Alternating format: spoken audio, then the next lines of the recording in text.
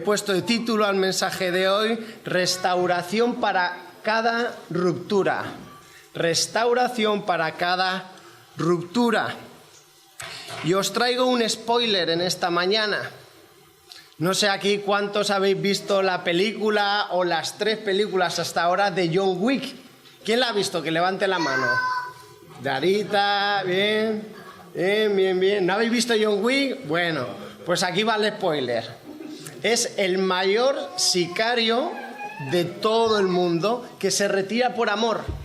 Se retira porque conoce una mujer, hace una misión imposible, queda con vida, entonces se casa, muere. Pero la primera de las 3 películas, que ahora se viene una cuarta, es curioso porque comienza con el final. Y eso quiero hacer en esta mañana, comenzar con lo que va a ser el final del mensaje, que básicamente es que toda ruptura que pueda haber en nuestra vida, en nuestro interior, en nuestro corazón, amistades, familia, relaciones, puede ser sanada con Jesús. Todo puede ser sanado con Jesús. Y vamos a leer Génesis 3, del 8 al 13.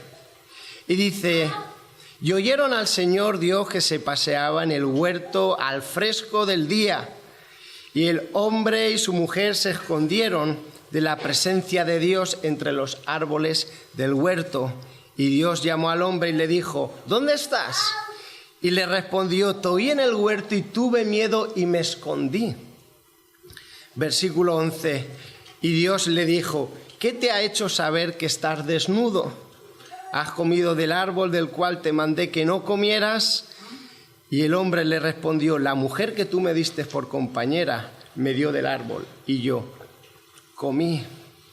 He dividido este mensaje corto en 5 puntitos: el pecado, la ruptura interior, la ruptura exterior, la ruptura con Dios y las buenas noticias. El pecado. ¿Qué es el pecado? Alguno piensa pecado, matar, asesinar, las guerras, Putin. Sí, por supuesto, 100%. Pero el pecado tiene un significado mucho más sencillo y mucho más visual. Y es lo que traigo aquí. Básicamente, el pecado es errar. Errar el blanco, no acertar, fallar. Mi suegrita, venga, que tire a la Diana, a ver si acierta. A ver, aquí todo un marine, ¿eh? A ver, con buena puntería. A ver si acierta. Bueno, se ha acercado, pero no ha acertado. Venga, James. Bueno, a ver, mi padre, que le gusta mucho el que pájaro. Esto es lo que la Biblia quiere decir cuando se refiere al pecado. Y eso fue lo que sucedió en Génesis. Dejadme que os ponga en contexto. Dios crea a Adán y Eva y les da un huerto, un mundo entero para que disfruten. Su vida era amar a Dios, amarse entre ellos y la gran y dura labor de poner nombres a todos los animales, árboles, plantas, frutos, frutas. Y en medio de eso sucede que Dios les dijo: disfrutar de absolutamente todo el paraíso, pero de este árbol no comáis. ¿Y qué sucedió? Como hemos leído en el texto, que precisamente comieron, pecaron, erraron. Y al fin y al cabo, otra definición un poco más práctica de lo que es el pecado, se podría decir que pecar es cortarte las alas de la felicidad. Es ser infiel a ti mismo. Es atentar contra el corazón amoroso de Dios. Porque en última instancia en el pecado hay placer, pero no hay gozo. Hay disfrute sin paz duradera. Hay risas, jolgorio, pero no hay profunda felicidad que permanece a lo largo del tiempo y los años. El pecado es el mayor ladrón de felicidad de tu vida y la mía. El pecado. Pero ¿qué sucede en este texto que hemos leído? Que oyeron la voz de Dios y se escondieron. ¿Por qué aquel y aquella que disfrutaban con Dios de su presencia, de ese trabajo tan agradable que no tenían que doblar el lomo y sudar, por qué de repente se esconde? Si Dios era la vida, el amor para ellos, ¿cómo que ahora tienen miedo? Y es curioso porque todos, estoy seguro, de los que estamos aquí, nos ha sucedido alguna vez en nuestra vida. Yo recuerdo cuando era un nano, tendría 5 o 6 añitos o por ahí, con un vecino Alex, un chaval muy majo, Angelillo, pasar. Mira, aquí hay justo 2 asientos. Sentados. Pues yo recuerdo que digo, ostras, se me ha ocurrido la brillante idea de llenar un globo de agua, asomarme a ver quién pasa del balcón y lanzárselo a la cabeza, si acierto. Claro, ¿qué sucede? Que cogí, llené el globo, traga, me asomo al balcón, miro, y justo pasaba el vecino con su novia. Y digo, ostras, se me escapa, pero a ver si le doy. ¡Bum! Lo tiro en toda la espalda. Claro, yo enseguida me escondí. ¿Y sabéis lo que hice? Me escondí debajo de la cama de mis padres, ni de la mía, por si acaso. Enseguida, claro, Alex me había visto y subió y tocó. ¡Ting tong! Mis padres se acordarán. Oye, es que tu hijo, el pequeño, me ha tirado un globo de agua. Y yo lo escuchaba y yo, uy, no, que no me pase nada. Hombre, es que me iba al cine y mira ahora cómo voy, tal cual, dile algo. ¿Por qué? ¿Por qué me escondí? Porque sabía que lo había hecho mal. ¿Por qué Adán y Eva, nuestros primeros padres, se escondieron? Porque sabían que lo habían hecho mal. Es decir, ahí sucede una ruptura interna, una ruptura interior. Algo en mí ahora se ha roto. Ahora tengo miedos. Ahora los temores me poseen. Ahora tengo fobias, tengo depresión, tengo ansiedad. ¿Qué es esto que antes no experimentaba, que era completamente desconocido y ahora ha pasado a apoderarse de mí? La ruptura interior que tenemos es consecuencia de nuestra desobediencia a Dios, porque al fin y al cabo desobedecer a Dios es cortarnos las alas de la felicidad. Es ser infiel a nosotros mismos porque Dios nos da todo lo bueno. De lo bueno lo mejor y de lo mejor lo superior y de lo superior lo de Dios. Eso es lo que Dios nos da. Y es más, aquí tengo unos M&M's y al que gane se lo entrego, se lo tiro, tengo buena puntería, mejor que mi padre y que los demás, ¿eh? A ver, voy a decir una serie de sentimientos que yo personalmente he tenido. Y al que no haya tenido ninguno, se lo entrego, ¿vale? Comenzamos: miedos, complejos, temores, fobias, inseguridades. Tenemos varios psicólogos aquí en la sala. Vicios, actitudes feas, contestaciones duras, injustificadas, ansiedades, depresión, ataques de ira, dependencias tóxicas. ¿Hay alguien que no haya tenido nunca nada de eso? Los semanes caducan. Los semanes caducan. No, lo guardamos para después.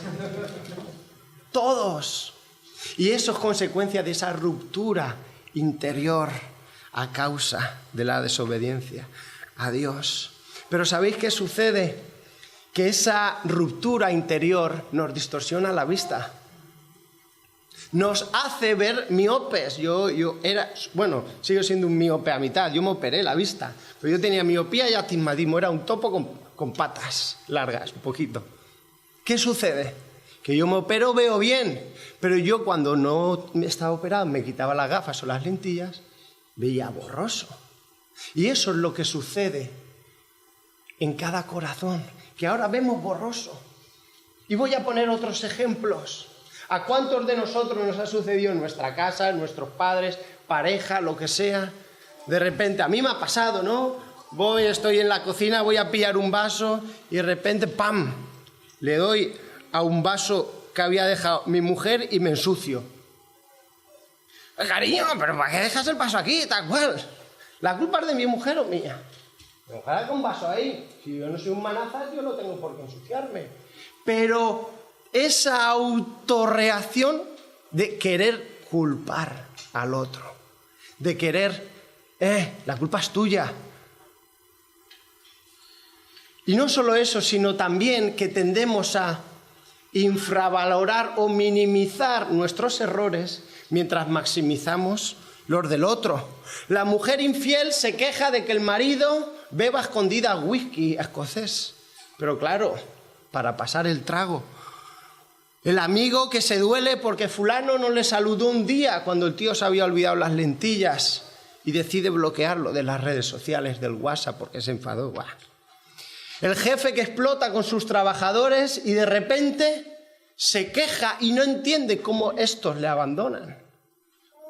El padre que en un berrinche del hijo decide decirle, pues si no haces eso yo ya no te quiero. Cuidado que esas palabras hieren y marcan. El esposo tirano que si no se hace lo que quiere, dice cuando quiere y como quiere, entonces castiga y maltrata a su esposa negándole la palabra durante horas o días. Una señal de esa visión distorsionada es que básicamente no nos damos cuenta de la viga que tenemos, pero sí que somos muy prontos para decir, tú, campeón, veo la pajita que tiene el otro, mientras yo no veo el tronco que tengo en el mío. Y esta ruptura interior nos lleva a una ruptura exterior, que es con nuestro semejante, con nuestro prójimo. Leemos en el versículo 11 y 12. Y Dios le dijo, ¿qué te ha hecho saber que estabas desnudo? ¿Has comido del árbol del cual te mandé que no comieras? Hay que ser zopenco también, ¿no? Tienes todo un universo, toda una cantidad de frutos, de árboles, de todo, y tienes que coger y comer del prohibido. Y el hombre respondió, la mujer que tú me diste, ella me dio y yo comí. Notemos, Adán antes había hecho un poema a su mujer. Adán fue el primer poeta del mundo. Esta es mujer, hueso de mi hueso, carne de mi carne, a esta yo amo. Le había dedicado un poema. Qué curioso que en el momento que el pecado entra acá y esa ruptura interior, ya no solo hay una ruptura interna, personal, sino que ahora también es con el prójimo, e inclusive con el prójimo más cercano. Aquella que le dedicaba un poema hace unos días, ahora pasa a culparla. La mujer que tú me diste, yo no quiero saber nada. Tendemos a excusarnos siempre echando la culpa al otro. Y es que la relación más bonita que existía, la más bonita que existía, se disfrutaban el uno al otro. Juntos ponían los nombres, porque ese era el trabajo que tenía, un trabajo agradable, poner nombres a los animales. Ganso, perro, hipopótamo, frutas, naranja, taroncha. Que al fin y al cabo la mujer siempre era quien elegía, porque la mujer tiene la última palabra y nosotros decimos sí, cariño, pero lo hacían a gusto. Adán lo hacía a gusto. Y al perro que hoy conocemos, oye, si le ponemos jabalí, ¿qué no, Adán? Mejor perro. Pues si es que encima tienes razón, suena mejor perro. O ahora tú un jabalí lo ves como un perro. No. Pues eso es lo que sucedía, pero de repente todo se trunca, todo se rompe. La ruptura ahora ya no es interna, sino también es externa. ¿Y sabéis qué sucede? Que cuando somos incapaces de percibir o reconocer que nuestros errores son igual o peores a veces que los del otro, entonces tenemos un problema. Tenemos un problema. El cuarto punto, la ruptura con Dios. Hemos visto que es interna, que es externa, pero también con Dios. De hecho, Adán le dice, Dios, la mujer que tú me diste, como diciendo, el marrón te lo comes tú, es tu culpa. Si me hubieras dado otra, fijaos, antes disfrutaba, pero ahora de repente se trunca, la conexión con Dios se rompió también. Y es esa conexión con Dios la que nos hace que al fin y al cabo podamos estar conectados con nosotros mismos y con nuestro prójimo.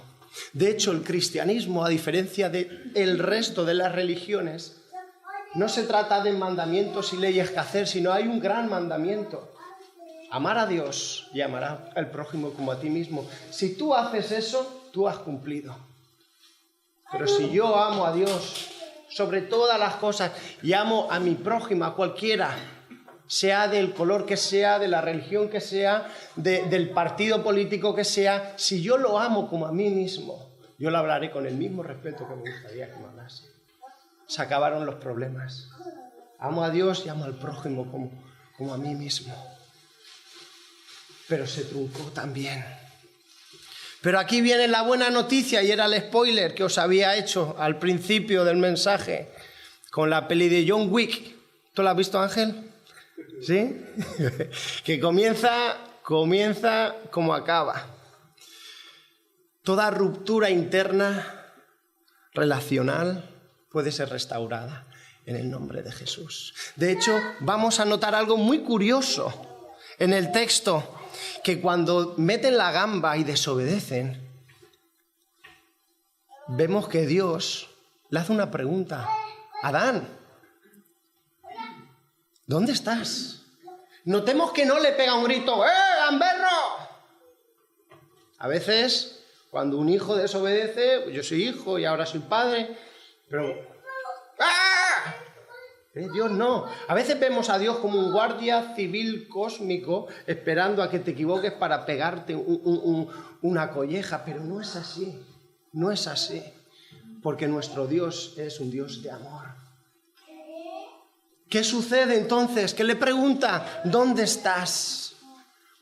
Y a veces pensamos que cuando nos hemos alejado de Dios, que cuando estamos viviendo de espaldas a Dios, pensamos que Él va a venir con la vara para pegarnos una buena colleja, humillarnos, hacernos pisar el polvo y entonces después reírse. Pero no. ¿Sabéis la perfecta imagen de Dios que Él mismo dice en su palabra cuál es? La del Padre y el Hijo pródigo. La del Padre y el Hijo pródigo.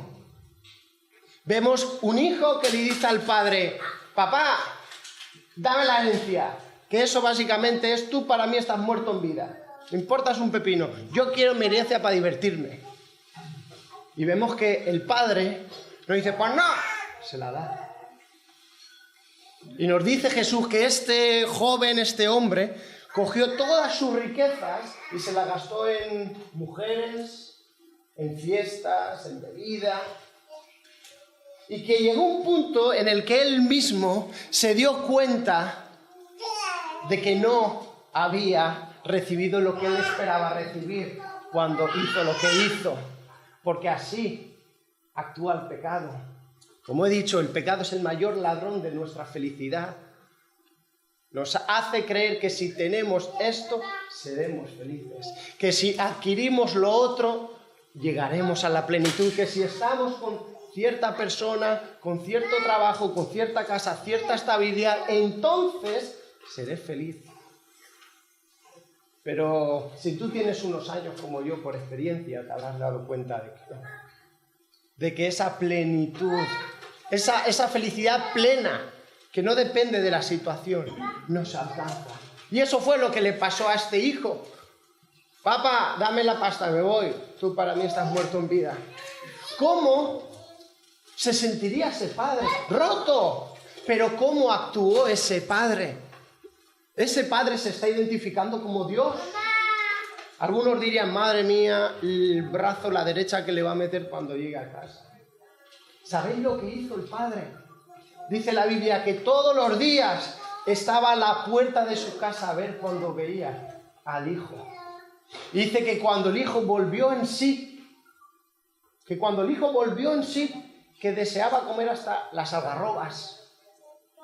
O sea, la comía el cerdo, un animal impío para los judíos. Que cuando deseaba comer eso, dice que volvió en sí y dijo: volveré a casa de mi padre porque hay trabajo, hay morada, hay comida. O sea, él estaba dispuesto a volver como un siervo, con la cabeza agachada. Y dice que cuando estaba volviendo, su padre lo vio a lo lejos. ¿Y sabéis lo que hizo este padre que ejemplifica a Dios? No dijo: me voy, y ahí viene. No sacó la escopeta de perdigones para pegarle. No sacó el garrote para partirle las piernas cuando viniera por el feo que le había hecho. Y más en el contexto judío, que es un contexto de honra y deshonra, como el asiático. ¿Sabéis lo que hizo? Dice que se remangó la túnica y salió corriendo a recibir a su hijo para abrazarlo y besarlo. Que un padre hiciera eso era una deshonra, que se levantara las faldas para correr, pero que lo hiciera encima para un hijo que le había deshonrado de esa categoría era una deshonra mayor. Pero eso es lo que hace nuestro Dios. No importa lo que hayamos hecho en nuestro pasado, cuando reconocemos que estamos rotos, que la relación con mi mujer, con mis hijos, con mi esposa, con mis amigos, está rota. Yo estoy roto, yo reconozco que estoy roto y necesito a Dios. Que cuando eso sucede, Dios, ¿sabéis qué hace? Nos abraza y nos besa. Y no simplemente eso, sino que dice que cuando llegó a casa, le dijo: que ha vuelto mi hijo, el que se había ido, el becerro gordo, el mejor, matarlo, que vamos a hacer celebración. Ese es nuestro Dios. Un Dios que cuando vuelves a Él, te abraza, te besa, te pone la mejor túnica, te pone las mejores sandalias y hace fiesta y celebración. Y concluyo con un llamado doble.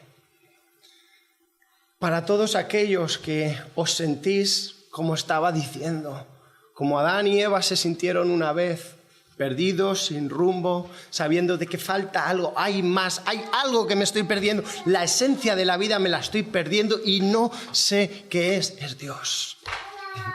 Es Dios. Que sepas que si acudes a Jesús en arrepentimiento y fe, confiando de que Él te perdona, te restaura, Él coge y lo roto, no le pone superglue, lo hace nuevo.